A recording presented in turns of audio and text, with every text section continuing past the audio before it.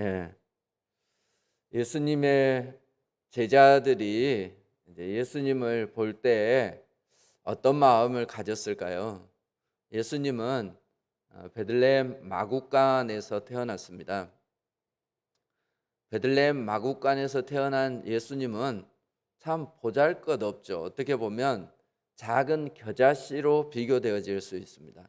그런 예수님께서 세월이 지나고 나서 이제 어, 큰 일들을 행하시기 시작하셨어요. 공생애가 시작되어지면서 귀신을 쫓아내고 병자들을 고치고 그런 일들을 행하신 거죠. 그래, 제자들이 생각할 때 예수님이 이제 크게 되려나 보다 이런 생각을 했을 거예요. 그런데 세월이 지나면서 오히려 예수님을 반대하는 사람들이 늘어나기 시작했습니다. 그들 앞에서 예수님이 커 보이기보다는 오히려 작아 보였을지 모릅니다. 바리새인들과 또 대제사장을 비롯한 율법학자들이 예수님을 핍박하는데 예수님께서 그들에게 대항해서 큰 역사를 이루기보다는 오히려 예수님께서 그저 그들에 대해서 소극적으로 반응한 거죠. 그래, 그들 마음 가운데는 예수님께서 정말 큰 인물이 되실 수 있을까? 이런 의문을 아마 가졌을 수 있었을 거예요. 그들을 향해서 어쩌면 예수님이 그들에게 확신을 주기 위해서 준비한 말씀, 그 비유가 겨자씨 비유일지 모릅니다. 지금 보기에는 예수님께서 겨자씨 같이 작은 존재에 불과해요. 하지만 예수님은 그 작은 존재가 아니라 그분이 십자가에 달려 돌아가시고 부활하시고 그 영광스러움을 천국에서 보여주시는데 하나님의 우편에 앉아 계셔서 세상을 다스리는 분이 되어지는 거죠. 그러니까 지금은 겨자씨 같지만 훗날은 이 큰 나무가 되어지는, 그래, 어쩌면 이 비유는 말이죠, 예수님 당신을 보여주는 그런 비유다, 이렇게 볼 수 있습니다. 세상에는 작아 보이지만 큰 것들이 있습니다. 흔히 이제 우리나라 속담 가운데 작은 고추가 맵다 이런 얘기가 있어요. 그래, 작은 고추가 매운 것은 그 모양이 크기가 커서 매운 게 아니라 그 안에 매운맛을 담고 있어서 매운 겁니다. 그러니까 보기에는 작아 보이지만 매운맛을 담고 있는 작은 고추라 할지라도 그 매운맛 때문에 매운맛을 낼 수 있는 거죠. 그런 것처럼 이제 예수님도 겉으로 보기에는 아무 면에서도 위대한 사람처럼 보이지 않아요. 예수님 무슨 화려한 옷을 입고 있다거나 혹은 높은 사람들처럼 말이죠, 그렇게 높은 지위를 가지고 있다거나 그런 게 전혀 없습니다. 그래서 어떻게 보면 작은 겨자씨 같다, 이 비유가 맞을지도 몰라요. 겨자씨는 일부러 보지 않으면 보이지 않을 만큼 작은 씨앗이에요. 그리고 이제 오늘 본문에 보면 그 겨자씨 한 알이라고 표현을 하고 있어요. 그러니까 겨자씨가 그나마 여러 개 이렇게 담겨져 있으면 볼 수 있겠죠. 그런데 그 한 알이 어떻게 그게 보이겠습니까? 일부러 보지 않으면 보일 수 없는 게 겨자씨 한 알이에요. 근데 예수님이 꼭 그런 모습이었다는 겁니다. 예수님께서는 일부러 보지 않으면 볼 수 없을 정도로 어쩌면 그렇게 세상 사람들에게 많이 알려지지 않는, 숨겨져 있는 그런 겨자씨 같은 그런 존재일 수 있습니다. 그런 예수님이 이제 자기 스스로에 대해서 말씀하고 계시는 거죠. 내가 지금은 겨자씨 같지만 그렇지 않다는 겁니다. 이 겨자씨 안에 생명이 있고 겨자씨가 자라나서 큰 나무를 이루고 거기에 이 새들이 모여들 거라는 거죠. 많은 사람들이 모여들고 그리고 그 안에서 참 안식을 누리게 되어질 것이다, 이렇게 말씀하고 계시는 겁니다. 예수님은 수고하고 무거운 짐진 자들을 초청하고 계세요. 너희들은 다 내게로 오라. 그래, 내가 너희를 쉬게 하리라, 이렇게 말씀합니다. 그 말씀하고 이 겨자씨에서 비롯되어진 나무가 된 그 비유하고 비슷하죠. 나무에 이 새들이 와서 깃들이는 것처럼 예수님 안에 말이죠, 수고한 자들이 와서 깃들이게 되어지는 겁니다. 가난한 자들도 예수님 앞에 와서 이 부유함을 누리게 되어지고요. 그리고 아픈 자들도 예수님 앞에 와서 치유함을 받게 되어지고요. 그리고 뭔가 궁핍한 자들, 뭔가 비어 있는 자들이 예수님 앞에 와서 채움을 받는 이제 이런 그 안에서 참 안식을 누리는 나무 같은 존재가 예수님이다. 그렇게 볼 수 있어요. 예수님 스스로도 자신에 대해서 수고하고 무거운 짐진 자들아 다 내게로 오라 내가 너희를 쉬게 하리라 이렇게 말씀하셨는데 오늘 비유도 그런 예수님을 잘 보여주고 있다. 그렇게 우리가 볼 수 있는 것이죠. 우리가 이제 어쩌면 우리의 시각이 어떠한가 하는 것을 오늘 이 비유를 통해서 점검할 수 있는 기회도 돼요. 예수님께서는 우리에게 너희들이 보기에 나는 겨자씨 같은 존재니 아니면 이 성숙한 나무와 같은 존재니 이렇게 묻고 계시는지 몰라요. 제자들은 오랫동안 예수님을 따라다니고 가까이서 지켜봤지만 예수님의 나무됨을 못 본 거죠. 그래서 그들이 불안해했을지 몰라요. 그런데 말이죠, 예수님을 딱 한 번 봤는데도 예수님의 위대하심을 발견한 사람이 있어요. 그 사람이 누구냐면 세례요한이에요. 세례요한은 예수님을 보자마자 알아봤던 거죠. 그 겨자씨 안에 담겨져 있는 위대한 예수님의 능력을 본 겁니다. 보기에는 말이죠, 초라해 보이는 거죠.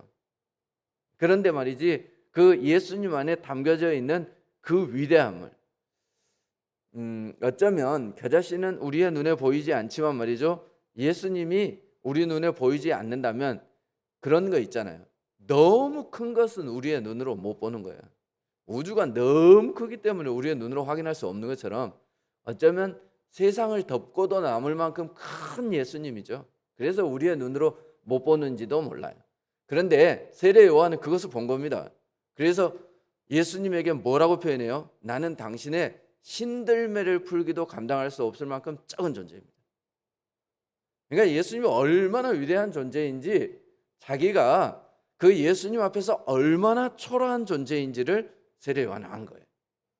그리고 참 아이러니하게도 말이죠, 사탄도 알아봤습니다. 예수님이 사탄에게 다가갈 때마다 귀신 들린 사람에게 다가갈 때 그 속에 있던 귀신들이 말이죠, 예수님을 알아보고 당신의 때가 아직 되지도 않았는데 왜 벌써 와서 나를 괴롭게 합니까? 이렇게 얘기를 한단 말이죠. 그러니까 영적인 존재였던 사탄은 예수님이 얼마나 위대한 존재인가 하는 것을 알아봤던 겁니다. 우리가 한번 생각해 봤으면 좋겠어요. 내게 예수님은 얼마나 커 보이는가? 여러분은 어떠세요? 여러분에게 예수님은 얼마나 커 보입니까? 예수님이 나무 같은 존재예요? 겨자씨 같은 존재예요? 우리의 믿음의 크기에 따라서 예수님을 우리가 그렇게 볼 수 있습니다. 하지만 중요한 것은 예수님을 우리가 어떻게 보든 예수님은 겨자씨 같은 존재가 아니라는 것을 우리가 알아야 돼요. 예수님은 세상으로도 덮을 수 없을 만큼 위대한 분이다 하는 것을 우리가 기억했으면 좋겠습니다. 그리고 이제 이 비유가 천국에 대한 비유예요. 그러니까 어떤 의미에서 이 겨자씨에 비유되어지는 예수님 자체가 천국인 거죠. 하나님의 나라를 다스리기 때문에 2위이신 성자 예수님은 하나님이시고요. 그분이 곧 없으면 천국이 존재하지 않는 거예요. 그래서 예수님이 곧 천국입니다. 그래, 예수님이 이렇게 성장해 간다.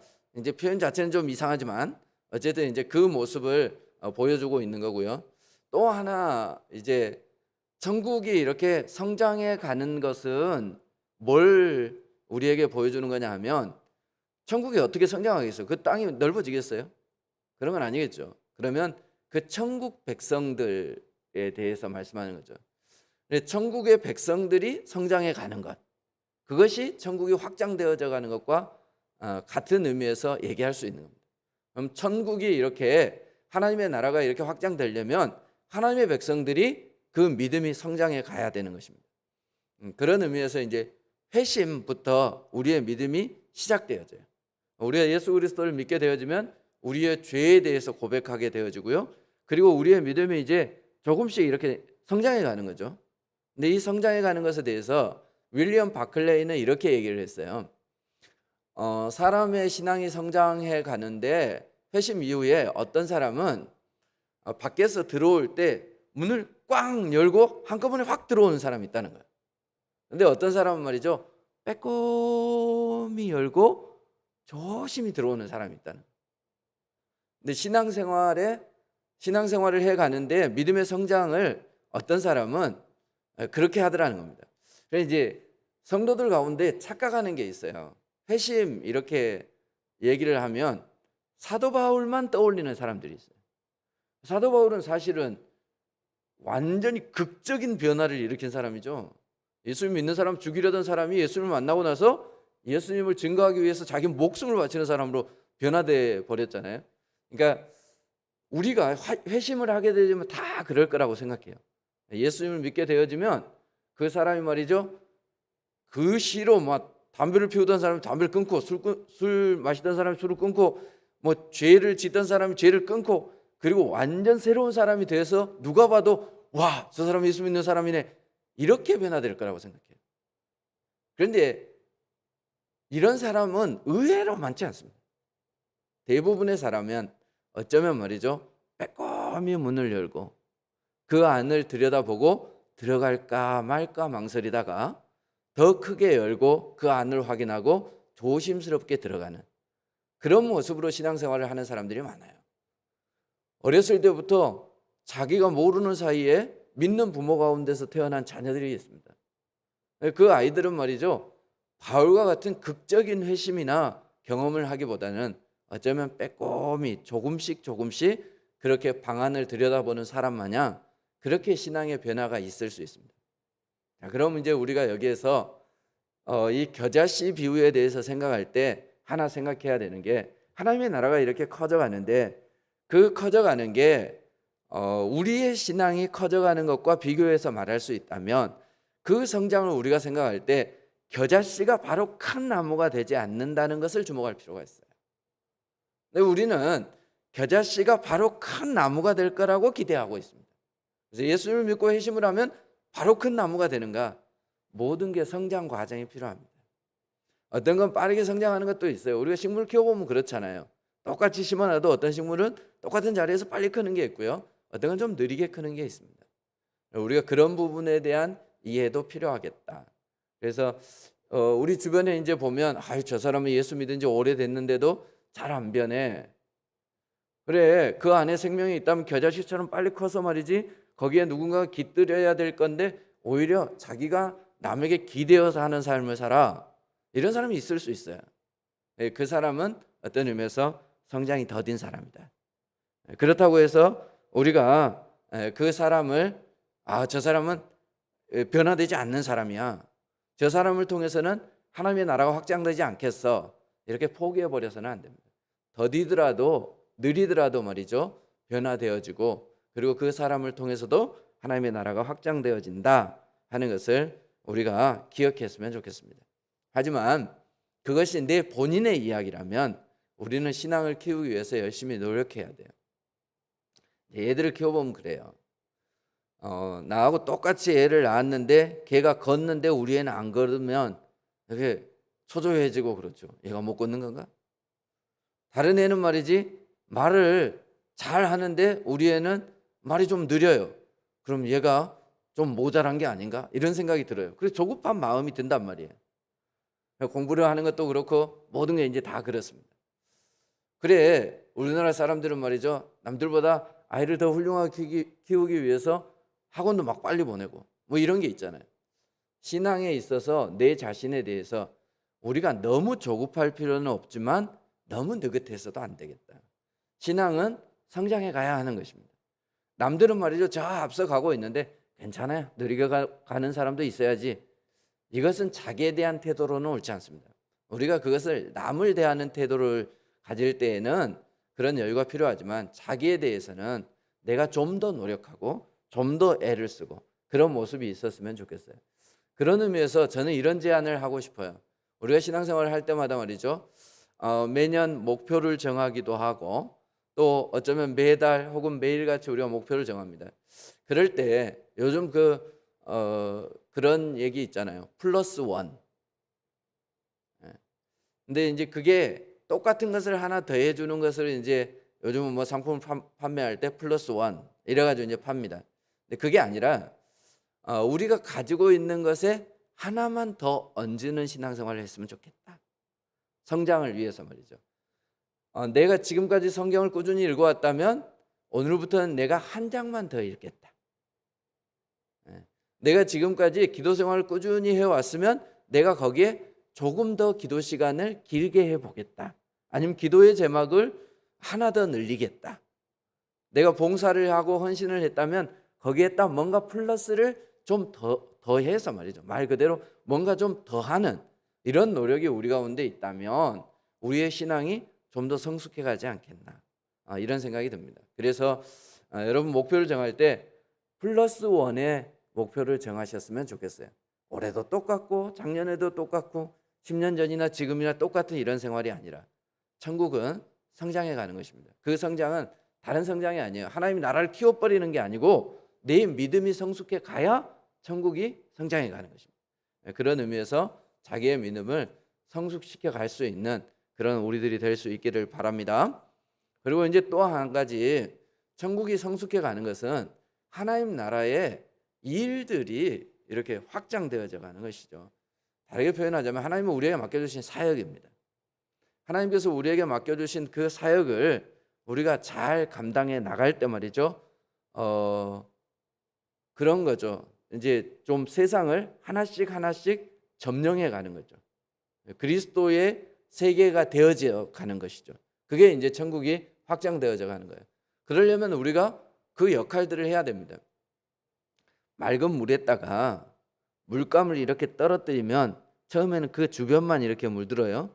하지만 시간이 지나면 온 물이 다 그 물감색으로 변해버리는 거죠. 어쩌면 천국이 확장되어져 가는 것은 그런 거예요. 우리가 지금 내 있는 자리에서 내 역할을 감당해요. 그래서 그리스도의 향기가 내 서 있는 자리에 나는 거죠. 그런데 말이죠, 다른 사람이 그 옆에 있고요, 또 다른 사람이 그 옆에 있어요. 그래서 점점 그 향기가 퍼져나가는 거예요.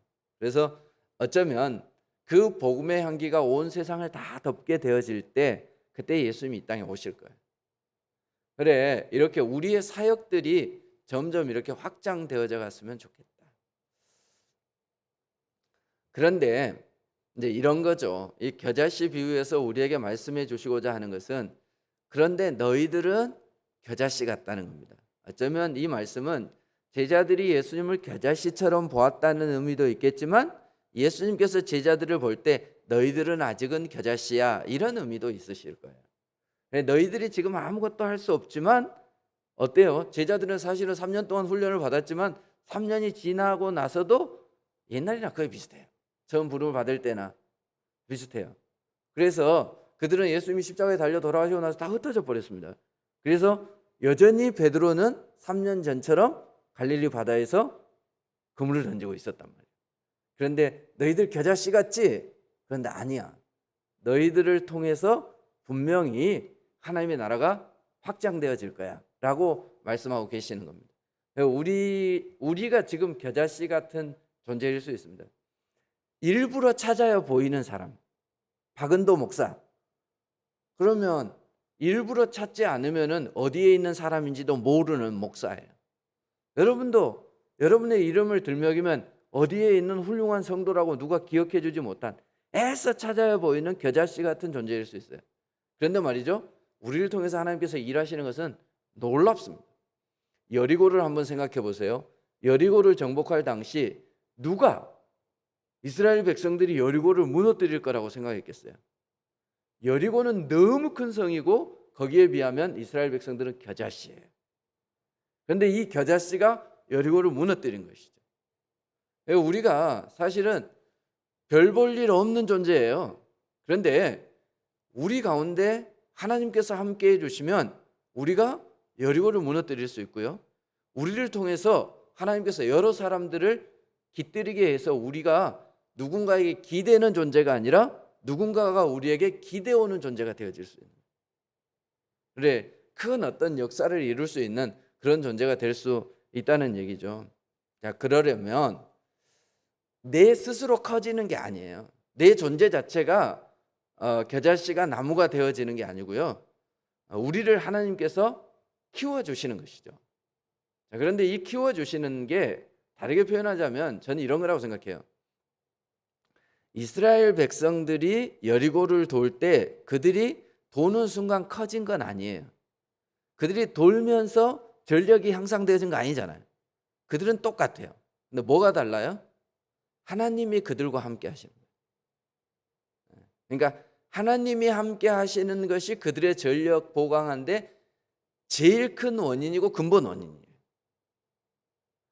그러니까 나는 똑같아요. 나는 똑같은데 나와 하나님이 함께 하시면. 자, 이제 그 좋은 예가 누구냐면 다윗입니다. 다윗을 잘 생각해 보세요. 다윗은 꼬맹이 소년입니다. 그런데 그가 어떻게 골리앗을 물리칠 수 있어요? 그가 고백했던 것처럼 그는 하나님과 함께 나갔기 때문에 그래요. 그러니까 다윗만 나간 게 아니라 하나님이 함께 나간 거죠. 그래서 그는 골리앗을 물리칠 수 있었습니다.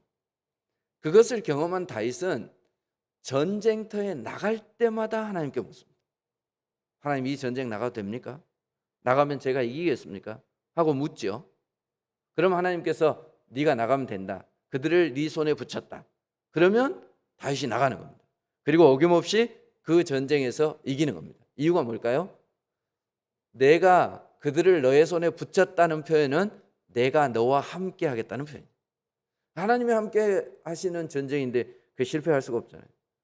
그래서 우리가 사역을 할 때 중요한 것은 겨자씨인 내가 어떻게 해? 이러면 아무것도 못해요. 근데 겨자씨이지만 나무가 될 수 있어. 그럴 때 또 생각해야 되는 것은 내 힘으로 되는 건 아니고 하나님이 함께 해주시면 돼라는 생각들을 우리가 가질 수 있습니다. 가져야 되는 것입니다. 그래서 우리에게 필요한 것이 뭐냐? 늘 하나님께 기도하는 것이죠. 네, 기도라고 하는 것은 말이죠, 그런 거예요. 우리의 기도의 손은 하나님의 손을 빌려오는 것입니다. 그러니까 내 손으로 하려고 하면 안 돼요. 하지만 우리가 기도의 손을 모을 때 하나님의 손이 내 위에 얹어지고요, 하나님의 손을 빌려오는 거죠. 하나님께서 역사하시게 되어지면 큰 일을 이루게 되어지는 겁니다. 자, 그러므로 그 영광이 당연히 하나님께 돌려드려져야 됩니다. 그래, 원래 전쟁에서 승리하고 돌아오면 개선 행렬이 이렇게 맞이를 하잖아요. 그리고 승리한 그 용사에 대해서 높이고 찬양을 합니다.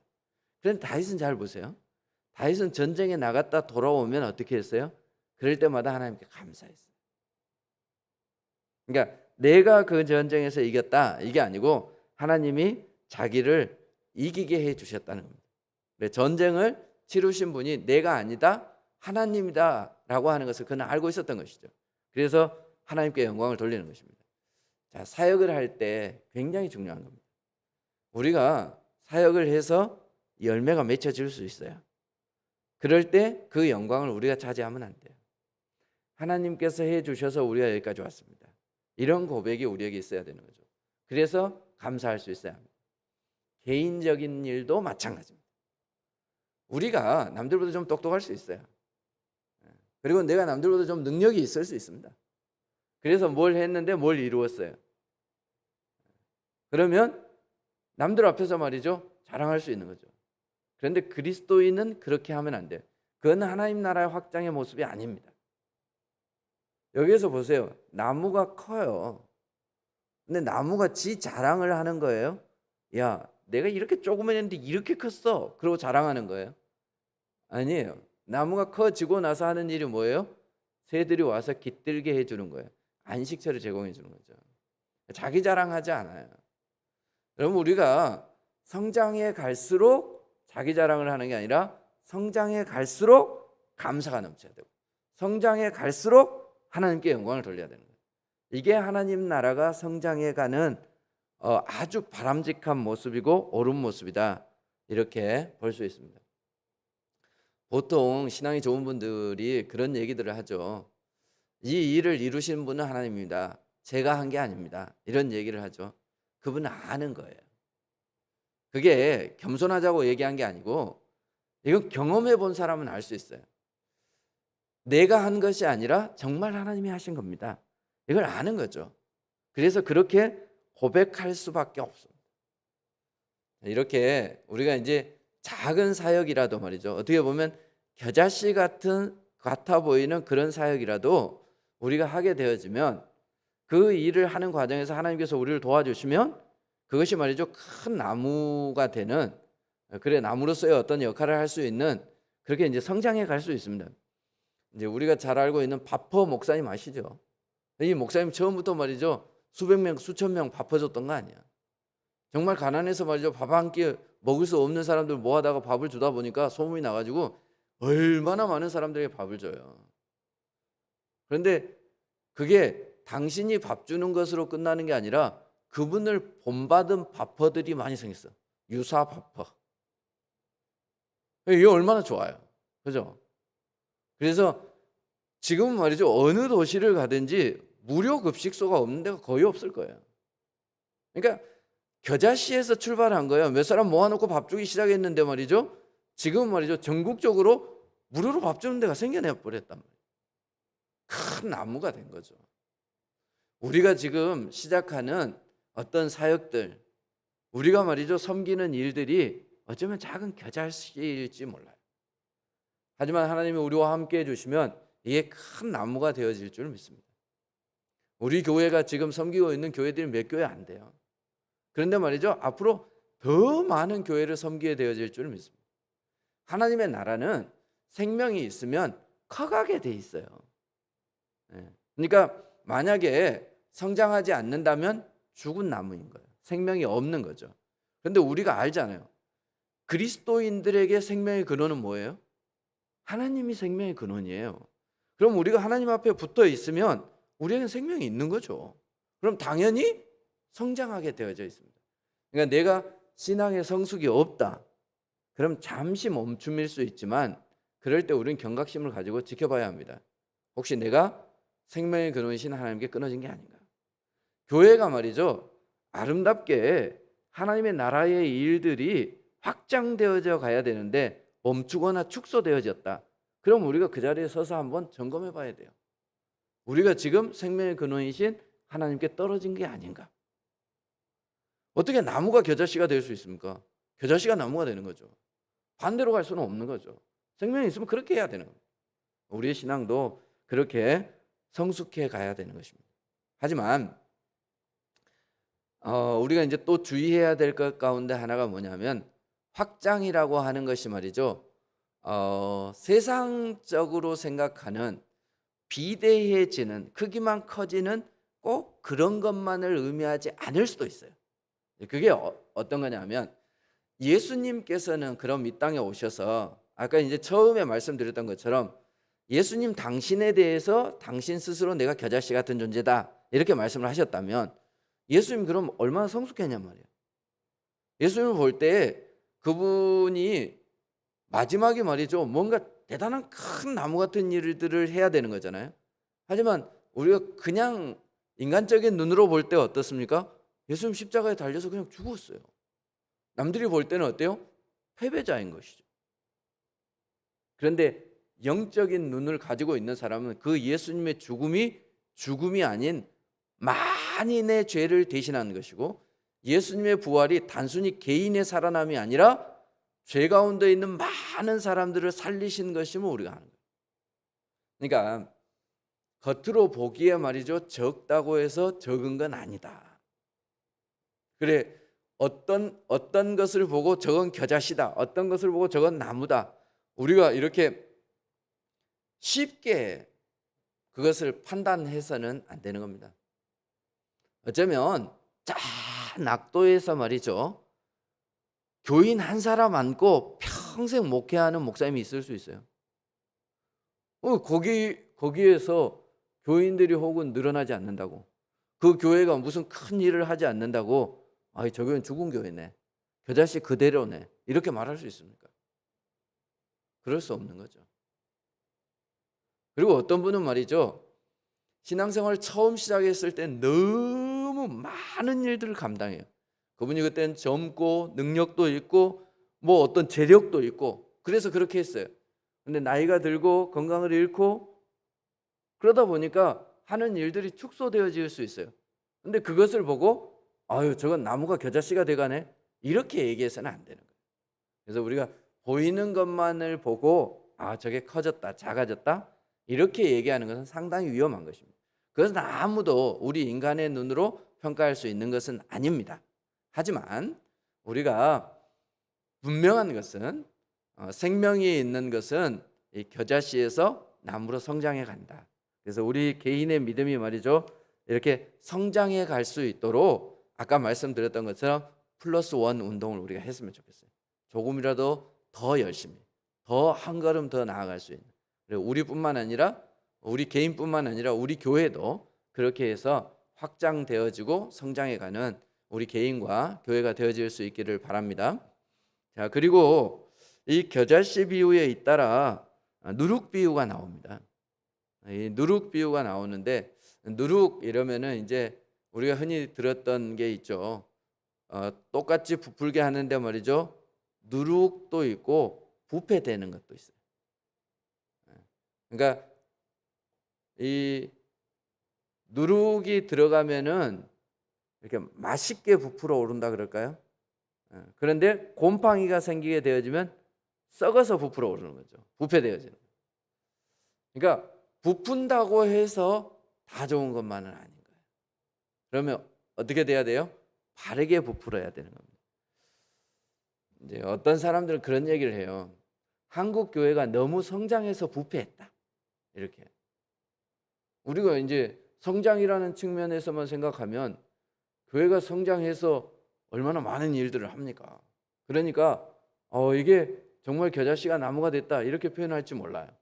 그런데 말이죠, 영적인 안목을 가지고 있는 분들 가운데서는 교회가 양적으로는 수적으로는 팽창을 했지만 오히려 예수님께서 탄식하신 것처럼 말이죠, 이 말세에 믿음을 찾을 수 있는가? 믿음 있는 자들이 도대체 있는가? 이제 이런 고민이 우리 가운데 있는 거죠. 그래서 정말 우리가 성장을 할 때 기억해야 될 것은 단순히 많은 일만을 벌려놓는 게 성장인가? 아니면 내가 신앙생활을 하면서 뭐 조금 했는데 더 많이 뭔가를 해내는 것, 그게 성장인가? 이것에 대해서도 우리가 잘 생각해 봐야 돼요. 그래서 이제 정말 그것을 나눌 수 있는 기준이 무를 자르듯이 딱 이게 기준이다 할 수 있는 건 별로 없어요. 그럴 수는 없어요. 그건 뭐 하나님만 평가하실 수 있겠죠. 그런데 우리가 어쩌면 이 비유를 통해서 정말 바른 성장의 특징이 뭘까 하는 것은 힌트를 얻을 수는 있어요. 그게 뭐냐? 새들이 와서 깃든다는 겁니다. 예수님을 믿는 사람에게는 말이죠, 예수님이 그랬던 것처럼 병든 자들이 찾아와야 돼. 그러니까 내 도움이 필요한 사람들. 새가 뭐하러 나무에 오겠어요? 쉬려고 오는 거죠. 그러니까 쉼이 필요한 사람들이 우리에게 붙어야 돼요. 여러분 한번 잘 생각해 보세요. 나에게는 도움이 필요한 사람들이 이렇게 붙습니까? 아니면은 내가 나를 도와주겠다는 사람이 붙습니까? 내가 도와줘야 할, 도움이 필요한 사람이 붙는 게 어쩌면 내가 나무의 역할을 하고 있는 거예요. 그런데 그런 사람일수록 말이죠, 가끔 불편한 생각이 들 때가 있어요. 제가 요즘 그런 생각이 들 때가 있었습니다. 그래서 이 말씀을 준비하면서 내가 지금까지 잘못 생각하고 있었구나 해서 이 말씀을 드리는 건데, 요즘 힘들다는 분들이 많아요. 이제 이렇게 같이 사역하는 목사님들 가운데서 교회가 힘들다고, 도움이 필요하다고. 근데 이렇게 도와주고 싶은 마음은 간절한데 내가 그만큼 능력이 없어서 이렇게 마음이 아플 때가 많아요. 근데 이제 그러다가 가끔씩 그런 생각이 들어요. 하나님, 도와달라는 사람 말고 나 도와줄 사람 좀 붙여주면 안 돼요? 이런 마음이 들 때가 있더라고. 내 주변에는 왜 이리 나보고 도와달라는 사람만 있나, 이런 생각이 들 때가 있어요. 오죽했으면 나같이 부족한 사람한테 뭘 도와달라고 했겠습니까? 오죽 답답했으면 그랬겠습니까? 그런데 제가 이 말씀을 준비하면서 이게 좋은 건데, 그리스도인들은 나무가 되어져서 사실은 아픈 사람이 찾아오고 배고픈 사람이 찾아오고 도움 필요한 사람이 찾아오고 말이죠, 뭔가 부족해서 체험을 받고 싶은 사람이 찾아오고, 그래서 체험을 받고 힘을 얻고 그래야 되는 건데, 그게 진짜 나무의 역할인데 난 바보같이 이 나무의 역할을 안 하려고 했구나. 그게 부담스러운 것이라고 생각했구나. 이런 생각이 언뜻 이렇게 스치더라고요. 여러분 어떻습니까? 여러분 주위에는 도와주겠다는 사람이 많습니까? 아니면 도와달라는 사람이 많습니까? 그리스도인은 도와달라는 사람이 많아야 내가 제대로 성장하고 있다. 내가 제대로 제 역할을 하고 있다. 어쩌면 그게 내가 제대로 성장한 것, 그러니까 곰팡이가 아닌 누룩인 증거가 아닐까요? 그래, 썩어질 것들만 우리 주위에 붙으면 안 돼요. 그리고 나를 통해서 뭔가 썩어져서도 안 되는 거죠. 나를 통해서 뭔가 희망이 생겨야 되는 거 아니에요? 그게 누룩입니다. 나를 통해서 누군가가 쉼을 얻고 나를 통해서 누군가가 체험을 받고 그게 누룩의 역할을 하는 거예요. 그게 큰 나무의 역할을 하는 거예요.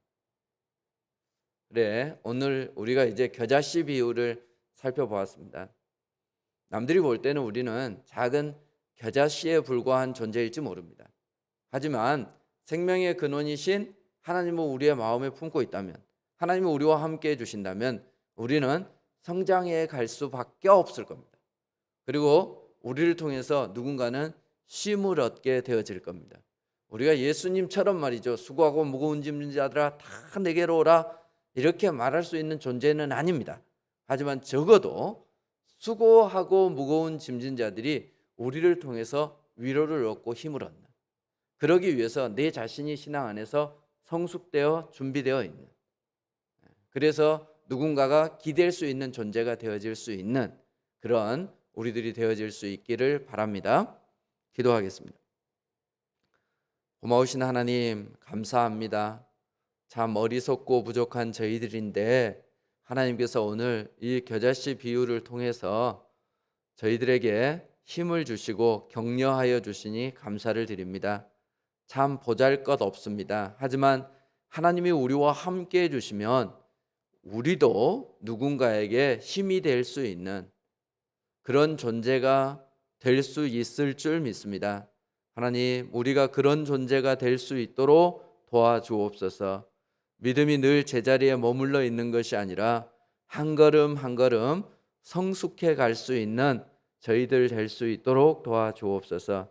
우리 교회가 그런 교회가 되어지기를 원합니다. 하나님, 늘 제자리에 머물러 있는 것이 아니라 하나님께서 우리에게 주신 그 사역들을 더 잘 감당하고 확장해 갈 수 있는 저희 교회가 될 수 있도록 도와주옵소서. 하지만 양적인 성장만을 기대하고 그것만 바라보고 나아가는, 그래서 누룩인지 곰팡이인지 구별하지 못하는 그런 인생이 아니고 그런 교회가 아니고 정말 하나님께서 기뻐하시는 모습으로 아름답게 세워져 가는 우리 성도들과 교회가 될 수 있도록 도와주옵소서. 예수님 이름으로 기도드립니다. 아멘. 우리 예수